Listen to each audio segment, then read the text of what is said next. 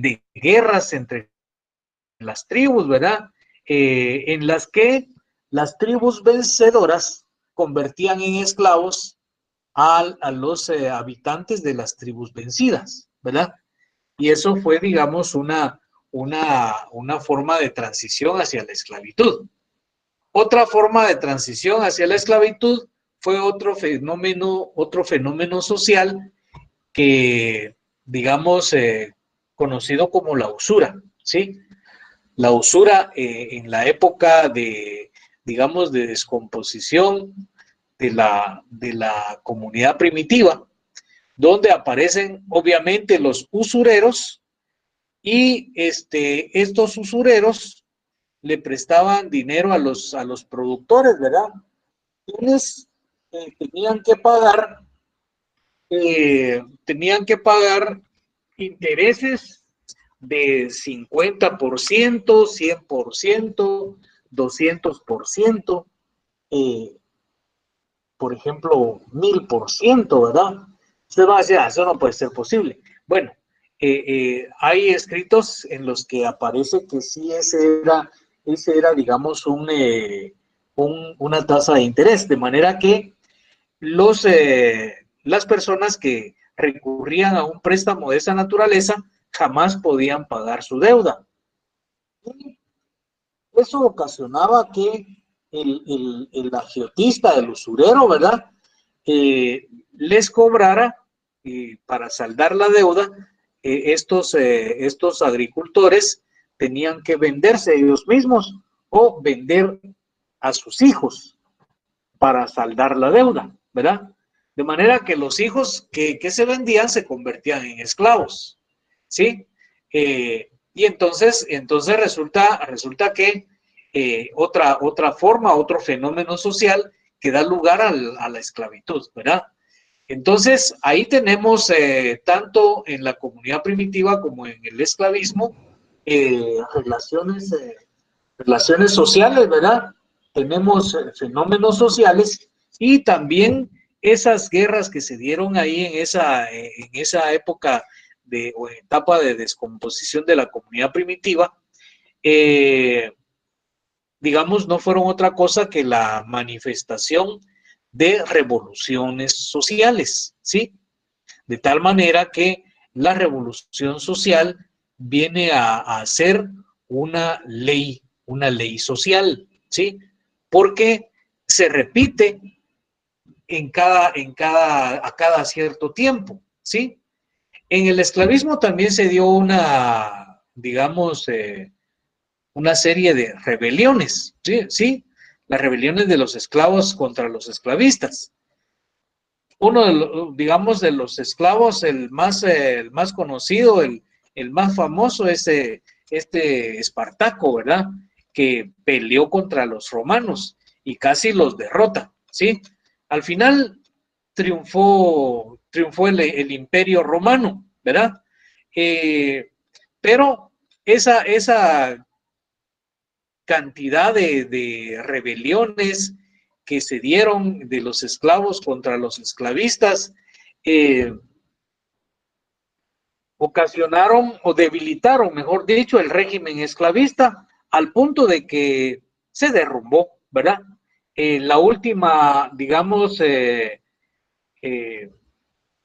la sociedad esclavista, la última región que se derrumbó fue el Imperio Romano de Oriente, que estaba en Constantinopla, lo que hoy es, ¿cómo se llama este país? Vamos a ver a alguien que me recuerde. ¿Cómo se llama el país donde el presidente es Erdogan?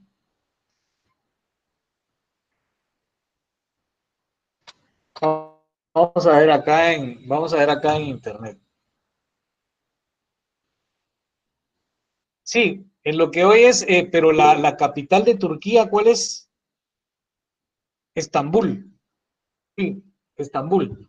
Entonces, Constantinopla era el imperio romano de Oriente, ¿verdad? que era gobernada por Constantino, por eso se llamaba Constantinopla. Entonces resulta de que, en primer lugar, el Imperio Romano de Oriente surge a partir de que Roma ya no podía administrar los bienes que tenía en Oriente, ¿verdad? Y entonces deciden dividir el imperio en dos. El Imperio Romano de Occidente, ¿verdad? Que su sede estaba en Roma, y el Imperio Romano de Oriente, cuya sede se encontraba en Constantinopla, ¿sí? Lo que hoy es Estambul. De manera que el último bastión, digamos, del régimen esclavista fue Constantinopla, el Imperio Romano de Oriente. Sin embargo, ya digamos, en ese Imperio Romano de Oriente, ya las relaciones ya no eran puramente esclavistas, ya había cambiado, ¿verdad? De manera que digamos, el Imperio Romano en general y la sociedad esclavista, ¿verdad? También en general, se derrumban como consecuencia de la gran cantidad ¿cómo se llama?, de rebeliones de los esclavos, ¿sí? Observamos ahí nuevamente entonces revoluciones sociales. Y luego en la sociedad medieval, o sea, la sociedad feudal, también se da una serie de revoluciones, ¿verdad? La Revolución Francesa, la Revolución Inglesa, la Revolución Danesa, y otras revoluciones que se dieron en Europa, ¿verdad? Entre 1689, 1789 y el siglo XIX, ¿verdad? 1800 en adelante, en 1800 a 1800 y finales de 1800, ¿verdad? De 1800 del siglo XIX, ¿verdad? 1899 es final, ¿verdad? Entonces, en ese ínterin se dieron una serie de revoluciones burguesas, ¿sí? Que no fueron otra cosa que revoluciones sociales, que ocasionaron que la sociedad transitara del feudalismo hacia el capitalismo. De tal manera que observamos nuevamente la aparición, ¿verdad?, de una ley social, ¿sí? Una ley objetiva. En primer lugar, veamos la diapositiva, estamos hablando de una ley, ¿verdad?, que es un vínculo que existe entre objetos o fenómenos y que tiene carácter reiterativo, ¿verdad? O sea, que se repite. Entonces ahí observamos a finales de la comunidad primitiva, a finales del esclavismo, a finales del feudalismo, una ley, la ley de la revolución social. O sea, un vínculo, ¿verdad?, que se repite o que se repitió entre, digamos, en este caso, entre clases sociales, ¿verdad? En el caso de la comunidad primitiva, obviamente no existían las clases sociales, pero ya estaban, digamos, en proceso de aparición, ¿verdad? De manera que eso es una ley. Ahora, la ley objetiva que decíamos, obviamente, es la ley que existe, ¿verdad? Es la ley que existe en la realidad y que al ser descubierta por la ciencia se convierte en ley científica, ¿sí? Entonces, las ciencias sociales descubrieron esas leyes objetivas y esas leyes objetivas se convirtieron en leyes sociales. Entonces, una ley social es una relación o vínculo de carácter reiterativo. O sea, la revolución social es un vínculo de carácter reiterativo que existe entre los procesos y fenómenos sociales. Sí, o sea, quiere decir que independientemente de que le guste a ¿cómo se llama?, a los dirigentes mundiales, ¿verdad? Las revoluciones sociales se van a volver a dar, ¿sí? De hecho se han dado a lo largo de la historia de la sociedad burguesa una serie de revoluciones, ¿sí? por ejemplo, Haití, México, Guatemala, ¿verdad? Cuba, eh, Rusia, ¿verdad? 1917, Vietnam, que luchó contra el imperio y lo derrotó, ¿verdad? China, ¿sí? Son ejemplos de revoluciones sociales que se dieron dentro de lo que es la formación económico-social capitalista. Entonces, esa suma de relaciones sociales que se dan dentro del capitalismo llevarán al régimen capitalista a un proceso, y bueno, llevarán, o sea, lo están llevando porque el capitalismo ya se encuentra en una etapa, digamos, de decadencia, ¿sí? Pero resulta de que en esta etapa de decadencia, el capitalismo se retuerce como han visto ustedes aquellas lombrices, ¿verdad? Lombrices o aquellas babosas que ustedes les echan sal y entonces se empieza a retorcer, ¿verdad? Bueno, así está el capitalismo. Pero en ese proceso de agonía, ¿verdad? El capitalismo se vuelve más salvaje, más sanguinario, y destructor, ¿verdad? Destructor. De manera que aquí hay dos opciones. O se salva la humanidad, ¿verdad? Y digamos, transitamos hacia una sociedad superior, o el capitalismo acaba con la humanidad, ¿sí? Esas son las dos opciones, ¿verdad? Las dos alternativas. Entonces, observamos que a lo largo de la historia del capitalismo también se han dado una serie de revoluciones sociales, ¿sí? Revoluciones sociales que llevarán a la postre al sistema capitalista a un cambio, ¿sí? Y bueno, entonces ahora las ciencias sociales, que se denominan ciencias humanas también porque se ocupan de estudiar al ser humano en sociedad, ¿sí? Entonces, digamos, podemos decir en primer lugar que la ciencia, ¿verdad? Existe la ciencia en general y la ciencia en general se divide en dos, ¿sí? Ciencias naturales y ciencias sociales. Entonces, las ciencias naturales, obviamente, su objeto de estudio pues está en la naturaleza y las ciencias sociales, su objeto de estudio es la sociedad, ¿verdad? La sociedad que está conformada obviamente por seres humanos. Entonces, las ciencias sociales constituyen el sistema de todas las esferas de los conocimientos sobre la sociedad. Entonces, por ejemplo, está la psicología, ¿verdad? Bueno, está, por ejemplo, el materialismo histórico, está la economía política, está la ciencia política, está la lógica dialéctica, etcétera, ¿verdad? Eh, Hay otras ciencias sociales, se me escapan algunas de la mente, ¿verdad? Pero hay otras ciencias sociales. Y entonces cada una de esas ciencias sociales tiene un objeto particular de estudio, ¿sí? La psicología obviamente estudia la conducta del individuo, ¿sí? Eh, el materialismo histórico estudia las leyes más generales del desarrollo y funcionamiento de la sociedad.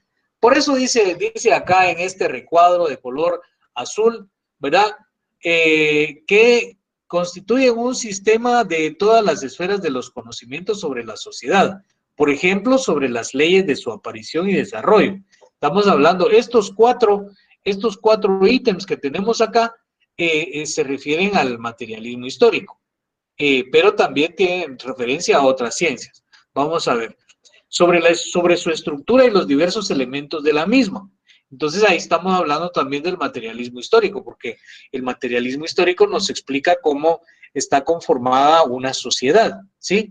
Y bueno, entonces ahí estábamos viendo que se conforma en base económica y superestructura, ¿verdad? Sobre la existencia y la conciencia sociales y su interacción sobre el hombre. La existencia es el mundo material, ¿verdad? Es la realidad material. La existencia es, en primer lugar, la realidad objetiva y la práctica social. Práctica social, obviamente, que se lleva a cabo entre seres humanos, ¿sí? Y la conciencia social, ¿verdad? La conciencia social que es un reflejo de ese ser social o de esa existencia en sociedad, ¿verdad? Y cómo la conciencia social influye en digamos, en las acciones de los seres humanos. Entonces, sobre las comunidades humanas también, sobre las clases, sobre las naciones, sobre los grupos y las relaciones entre ellos. O sea, aquí estamos hablando no solamente del materialismo histórico, sino que también hablamos de la economía política y de la ciencia política. Las teorías de los ideólogos burgueses responden a los intereses de la burguesía. No obstante, se basan en concepciones idealistas y metafísicas y consideran las relaciones existentes de la sociedad capitalista como algo natural y permanente, es decir, desde un punto de vista totalmente ahistórico. Bueno, pues fíjense ustedes que recuerdan que platicamos, me parece, la semana pasada acerca de que, digamos, a lo largo de la historia de la humanidad se ha dado una lucha constante y permanente entre el materialismo y el idealismo. Entonces, esa lucha se remonta cabalmente a la época de la esclavitud. Específicamente, digamos, nos trasladamos a la Grecia antigua, ¿sí? En esa Grecia antigua, pues existían, bueno, había podemos decir, una gran cantidad de filósofos, ¿verdad? O sabios, ¿sí? Los cuales asumían ciertas posiciones, ¿verdad? Ciertas posiciones, por lo cual, digamos, la ciencia de la historia, la ciencia política, ¿verdad? Los cataloga como filósofos idealistas o materialistas, ¿sí? Entonces, esa lucha entre el idealismo y el materialismo se remonta cabalmente a esa época de la Grecia antigua. Ahí, por ejemplo, bueno, y esa lucha no significa que esas teorías o esas posiciones materialistas o idealistas, o principalmente la materialista, ¿verdad? Digamos, tratara de proteger los intereses de la clase de los esclavos, ¿sí? Porque resulta que no existía, los esclavos no tenían una ideología, ¿sí? ¿Por qué razón? Bueno, porque los esclavos eran analfabetas, ¿sí? Entonces no habían teóricos de los esclavos, ¿sí? Habían teóricos de la esclavitud. Y entonces ahí resulta de que los teóricos de la esclavitud, o sea, de la clase dominante, eran de la clase dominante porque ellos provenían, la mayoría provenía de familias, digamos, poderosas, ¿verdad? O sea, hijos de reyes, ¿sí? Platón, Aristóteles, fueron hijos descendientes de familias reales, digamos, ¿verdad? Pero a pesar de que no existía una teoría, digamos, que protegiera los intereses de los esclavos, sí existía, digamos, gérmenes, o tal vez no gérmenes, sino que existían teoría materialista, ¿sí? ¿Por qué razón? Bueno, porque tenemos, por ejemplo, a Demócrito. Demócrito fue un pensador griego que sostenía que la realidad objetiva estaba conformada por, digamos, unidades, eh, digamos, pequeñísimas, ¿verdad? Microscópicas, ¿sí? Microscópicas, llamadas átomos, ¿sí? O sea que el primero que intenta elaborar la teoría sobre el átomo es Demócrito, ¿sí? Hace más de 2000 años, Entonces, esa teoría atomística de Demócrito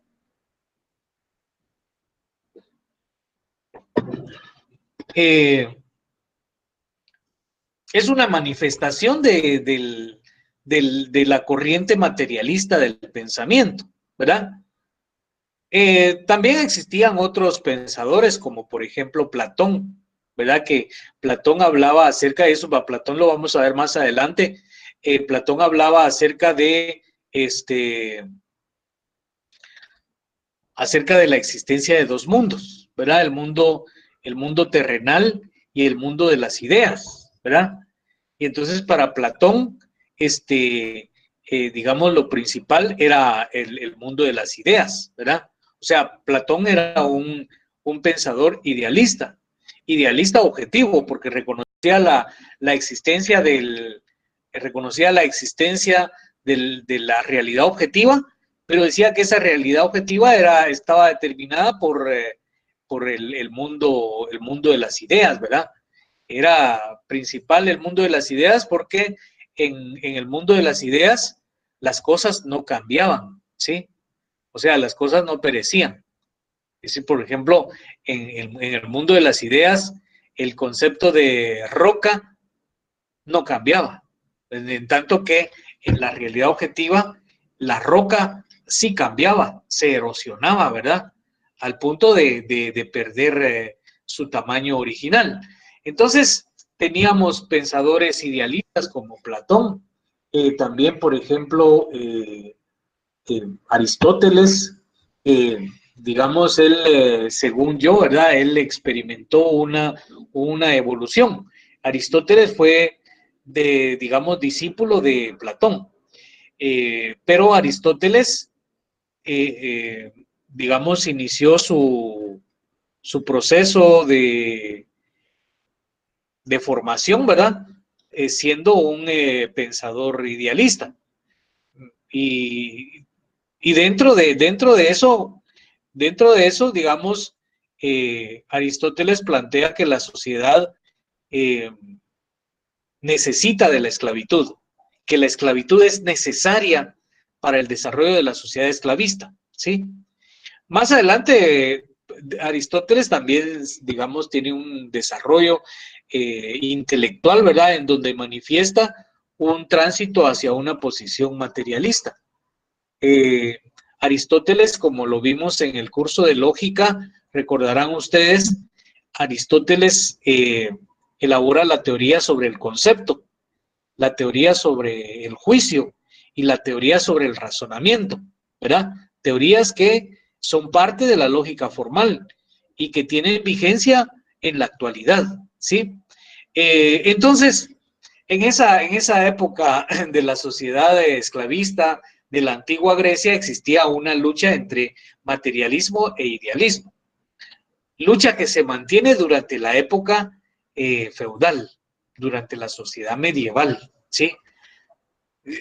Sin embargo, digamos, el materialismo no se manifestaba a través de teorías que, digamos, expusieran los intereses de los campesinos siervos, ¿verdad? Como tampoco sucedió en el esclavismo, ¿verdad? Las teorías materialistas en la esclavitud no se referían a los derechos de los esclavos, ¿verdad?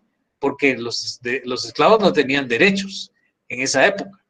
Las, las teorías materialistas en la época de la Grecia antigua, digamos, eran elaboradas principalmente en el campo de las ciencias naturales, ¿sí? Entonces, en la sociedad feudal sucede una cuestión similar, ¿verdad? Sigue la pugna entre idealismo y materialismo. El materialismo se manifestaba en esa época a través de las teorías elaboradas por pensadores, por científicos como Nicolás Copérnico, como Galileo Galilei, ¿verdad? Que descubrieron que, en primer lugar, el Sol era el centro de nuestro sistema solar, ¿verdad? Y que la Tierra no era, o sea, que el Sol y las estrellas tampoco giraban alrededor de la Tierra, ¿verdad? Y por lo tanto la Tierra no era el centro del universo. Entonces esa era una manifestación de la corriente materialista, ¿sí? Ahora, claro, durante la época medieval hay no fue todo el tiempo así, por supuesto, ¿verdad? Estos pensadores que les menciono corresponden a la época de lo que se llamó el Renacimiento, ¿verdad? Donde hay un desarrollo científico. Desarrollo científico que se da paralelamente a la censura que realizaba la iglesia de aquella época, ¿verdad? Obviamente la iglesia católica, pues porque solo existía una iglesia. Más adelante la iglesia católica se separa, pero esa es otra historia, ¿verdad? Entonces, digamos, el Renacimiento da lugar a un desarrollo científico en Europa, ¿verdad? Y obviamente se desarrolla la teoría, la corriente materialista. Es decir, el desarrollo científico que se da en esa época se debe precisamente al desarrollo de la corriente materialista del pensamiento, ¿verdad? Sin embargo, tampoco había teorías que hablaran acerca de los intereses, de los derechos de los campesinos siervos, ¿sí? La teoría económica elaborada en aquella época era una teoría económica que protegía, digamos, los intereses de la clase de los señores feudales.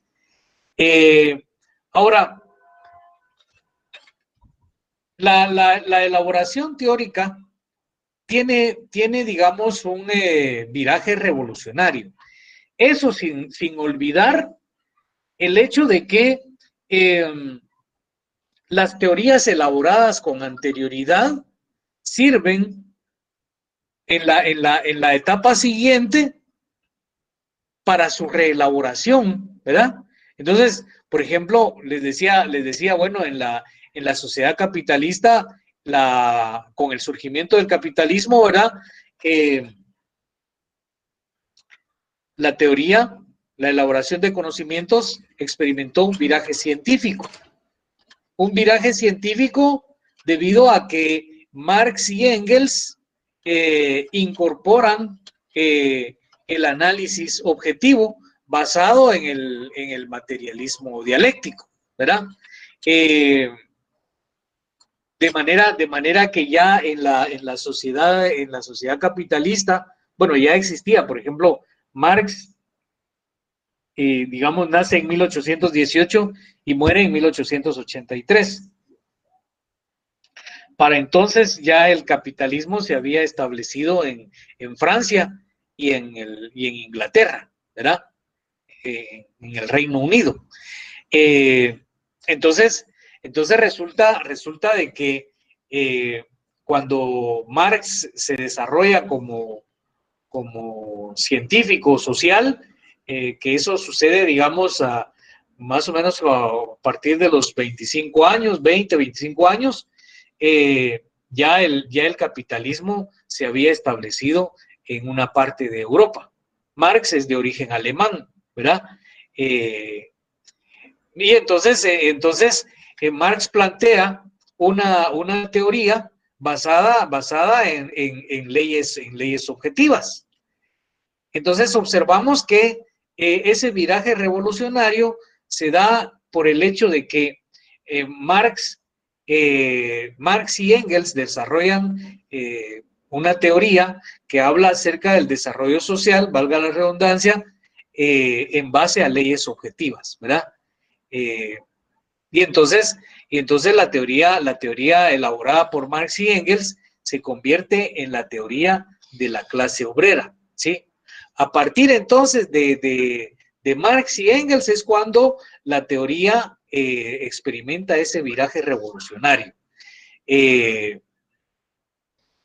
Existe también la teoría burguesa, ¿verdad? Pero obviamente la teoría burguesa adolece de esas leyes objetivas, adolece de ese rigor científico, ¿verdad? Porque las teorías científicas elaboradas durante la época de Marx y Engels, pues obviamente eran teorías que se basaban en los intereses de la clase dominante, o sea, de la burguesía, y no precisamente en base a leyes objetivas, ¿sí? Así, pues, por eso vamos a ver a continuación, ¿verdad?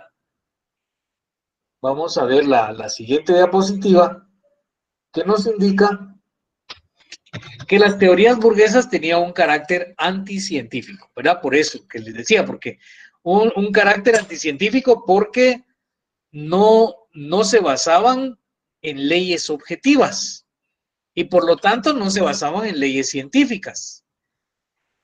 Los descubrimientos científicos, por eso ahí está entre comillas, porque digamos, los descubrimientos que ellos llamaban científicos en realidad no eran descubrimientos científicos, eran hechos aislados que no llegaban a constituir verdaderas ciencias, ¿sí? ¿Por qué razón? Porque no estaban conformados como un sistema de conocimientos, como un conjunto de conocimientos sistematizados y en desarrollo, ¿sí? Entonces, digamos, eran conocimientos casuales, ¿sí? Pero no verificados en la realidad objetiva, ¿sí? En cambio la teoría elaborada por Marx y Engels fue comprobada en la realidad objetiva. Por ejemplo, en la actualidad nosotros podemos comprobar la teoría de Marx y Engels, ¿sí?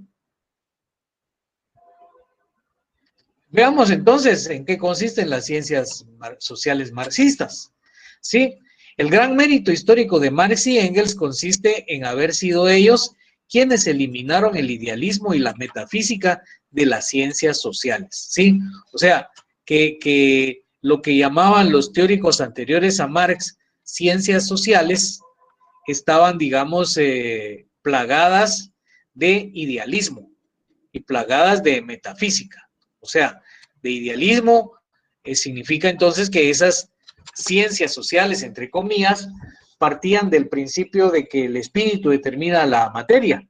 Y entonces ahí perdían su carácter científico, ¿verdad?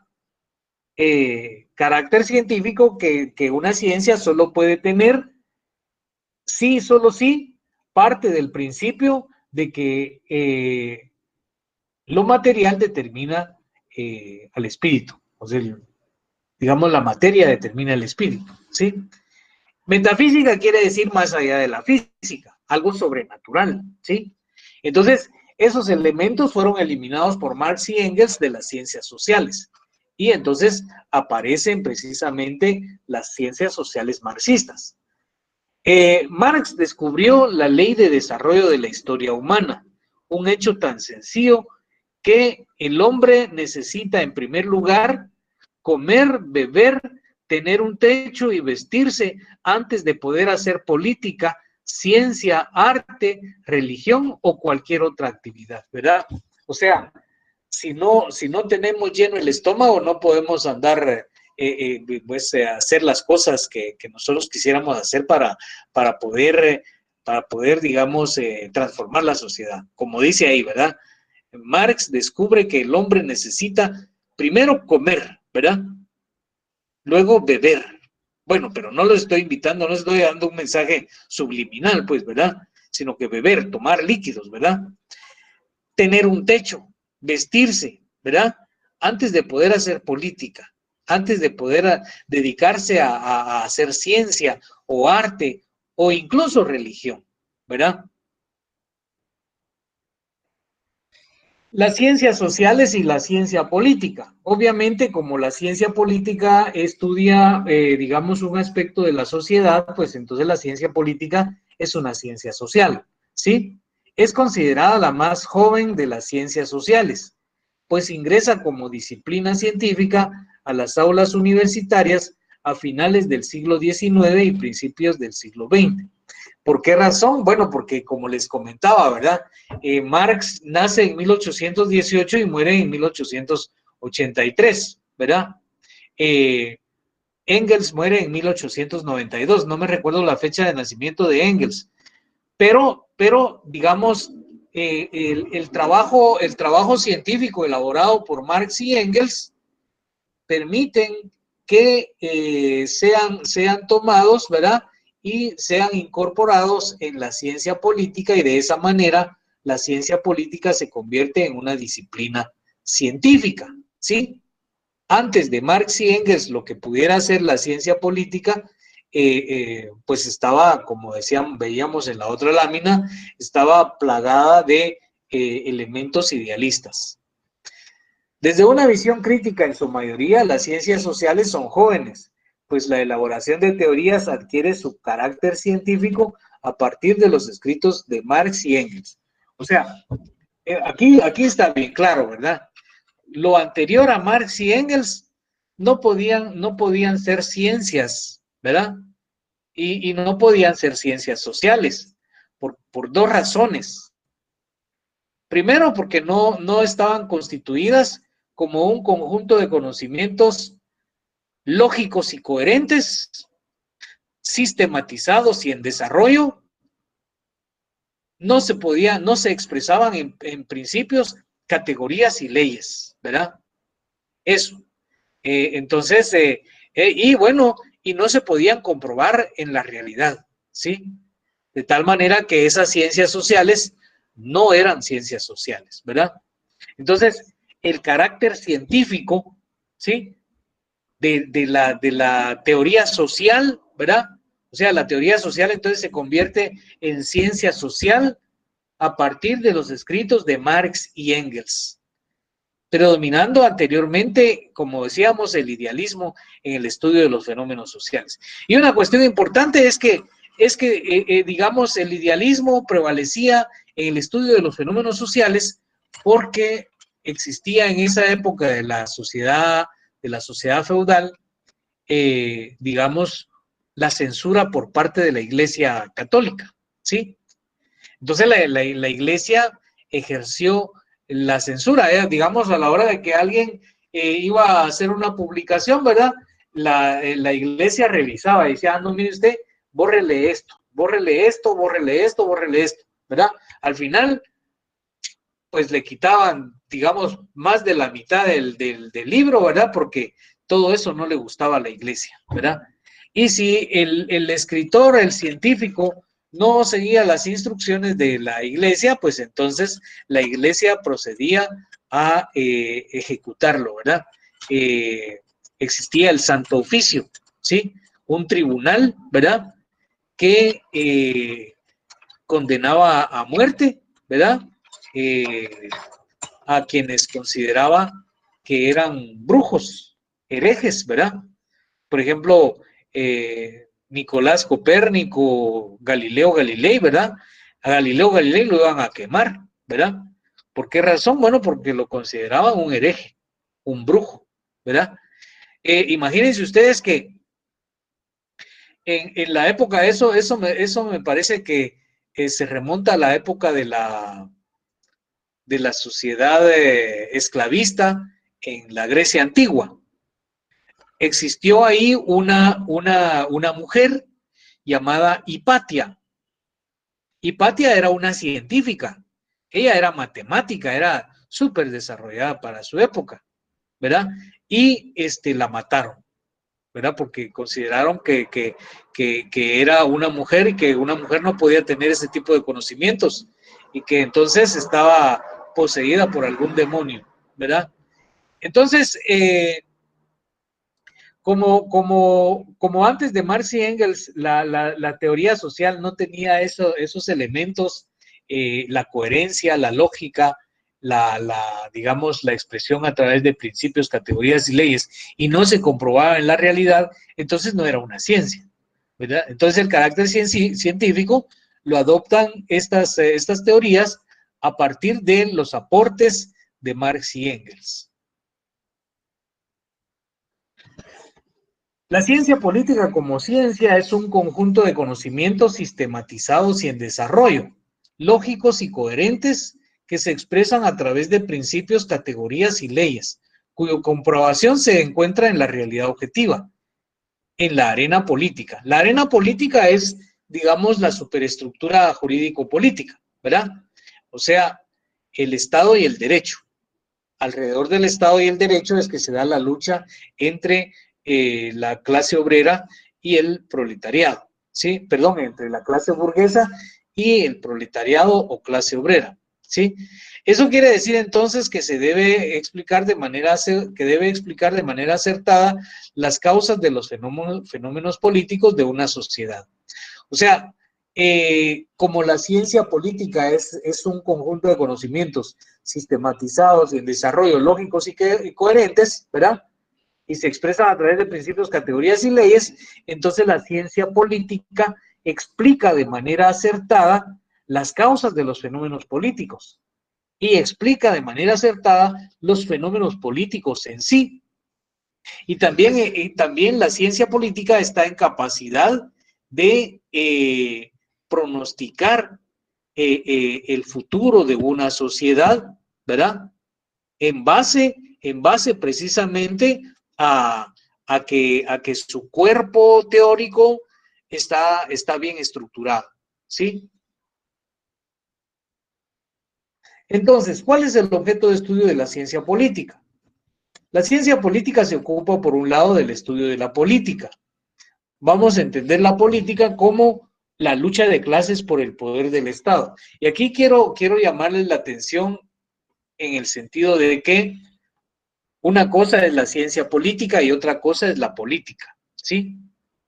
Y eso lo vamos a ver en la siguiente presentación que vamos a iniciar el día jueves, ¿verdad?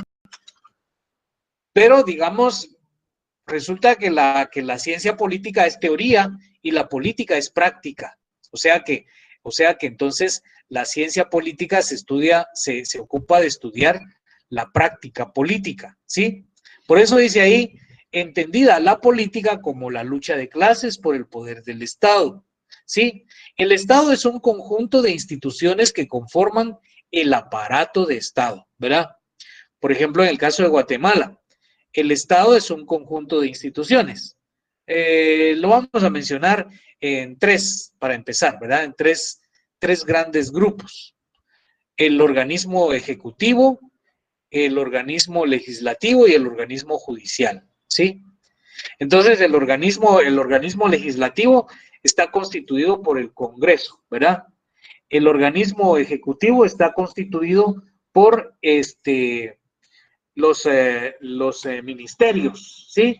Las secretarías. Pero digamos, dentro de ese conjunto de instituciones como aparato de Estado, ¿verdad? El Estado burgués, ¿sí? Tiene, por ejemplo, en el caso de Guatemala, el Estado burgués guatemalteco tiene un aparato de represión y un aparato ideológico, ¿sí? Entonces, el aparato de represión está constituido por el ejército y la policía y los tribunales, ¿sí? Los tribunales. Y el aparato ideológico está conformado por la iglesia, por la educación, por las escuelas, por los medios de comunicación y por la familia, ¿sí? De manera que así es como está constituido el Estado, ¿sí? Las principales funciones del Estado, entonces, son de dominación política y técnico-administrativas. Las funciones técnico-administrativas están orientadas a mantener la función principal, que es la dominación política, ¿sí? Por ejemplo, fíjense ustedes que estaba viendo hoy, ¿verdad? Desde la semana pasada salió información acerca de que el precio del gas propano subió, ¿verdad? Hoy vi, me parece que en las redes sociales, ¿verdad? Que el precio de los combustibles también subió, ¿verdad? Y es más, hasta vi una amenaza, ¿verdad? Porque la forma en que lo dijo este señor es una amenaza. El ministro de Energía y Minas le advierte al pueblo de Guatemala que el incremento de precios del gas propano y los combustibles va a continuar, ¿verdad? Esto es una amenaza, ¿verdad? Entonces, ¿qué es lo que pasa?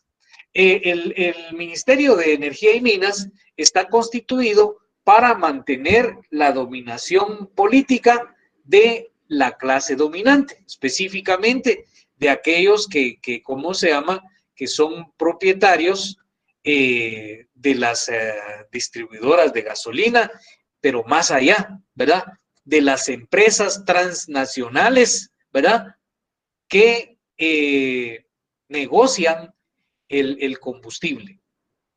No sé si ustedes lo saben, pero Guatemala tiene petróleo, ¿sí? Guatemala tiene petróleo.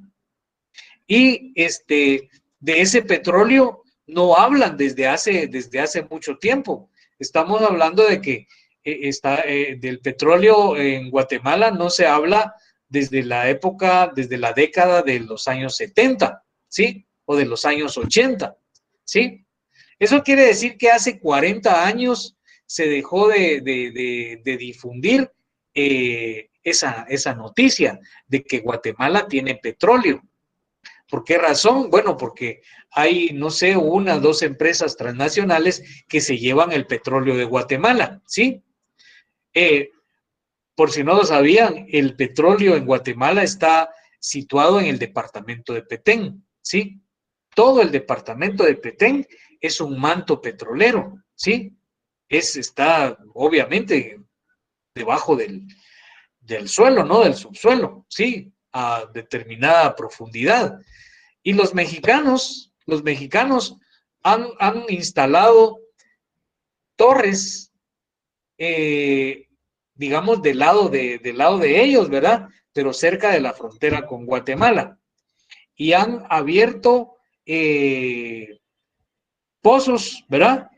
Y cavan perforan, mejor dicho, perforan los pozos así digamos, en diagonal, ¿verdad? Porque ellos no tienen petróleo de ese lado. Guatemala sí. Entonces, los pozos petroleros, los mexicanos los ponen así en diagonal, los perforan en diagonal, de manera que sacan el petróleo de suelo guatemalteco y ellos lo procesan, ellos lo refinan, ¿verdad? Guatemala no tiene eso, ¿verdad? Es decir, la gente no sabe que Guatemala tiene petróleo. Entonces, eso significa que las instituciones del Estado realizan 2 funciones, ¿verdad? La principal es la función de dominación política, ¿sí? Porque la función de dominación política permite la reproducción y el fortalecimiento de las relaciones sociales de producción, de dominación y subordinación. O sea, permiten el dominio económico de la burguesía sobre la clase obrera y sobre las demás clases desposeídas, ¿sí? De manera que vamos a ver el otro elemento es lo político, ¿verdad? Lo político, que es el nivel donde se lleva a cabo la lucha política. Lo político no es otra cosa que la superestructura jurídico-política de la sociedad. Por eso dice ahí, esa lucha que se establece entre las clases sociales fundamentales y antagónicas es un conjunto de relaciones políticas porque se lleva a cabo a nivel de la superestructura jurídico-política de una sociedad históricamente determinada, o sea, alrededor y a través del Estado como instrumento esencial de dominio y del derecho como voluntad de la clase dominante erigida en ley, constituyéndose en su vida política. De manera que, bueno, no sé si todavía en derecho, aquí en la facultad, ¿verdad? En derecho les han mencionado que, digamos, en esencia, ¿verdad? En esencia, el derecho o el conjunto de leyes, ¿verdad? O digamos, la legislación nacional no es otra cosa que la voluntad de la burguesía expresada a través de las leyes, ¿sí?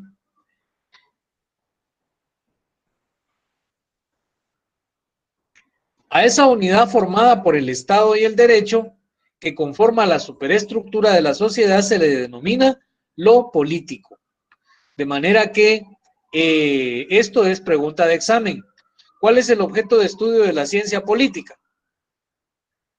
Esa pregunta seguro que va a venir, ¿verdad?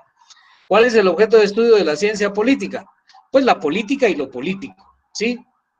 ¿Qué es lo político? Ah, bueno, pues lo político es la superestructura de la sociedad, ¿sí? O lo político, ¿cómo está conformado lo político? Lo político está conformado por el Estado y el derecho, ¿sí? Entonces, por lo tanto, el objeto de estudio de la ciencia política es la política como lucha de clases y lo político como el nivel en donde se lleva a cabo esa práctica política. O sea, el nivel donde se lleva a cabo esa práctica política es el Estado y el derecho. ¿Por qué razón? Bueno, porque la clase obrera debe luchar por alcanzar el poder del Estado, ¿sí? Y debe luchar por transformar entonces, teniendo el poder del Estado, transformar el Estado y transformar el derecho, ¿sí? De un Estado y un derecho burgueses a un Estado y un derecho proletario, ¿sí? O popular, ¿verdad?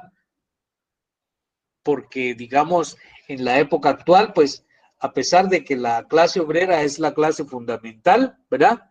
Existen otras clases desposeídas, ¿verdad? Los campesinos y los indígenas, ¿verdad? Los pueblos indígenas son una clase social también desposeída, ¿verdad? De sus medios de producción. A los indígenas y a los campesinos les roban a diario sus tierras, ¿sí? Eso con el beneplácito del Estado burgués guatemalteco. Bueno, colorín colorado,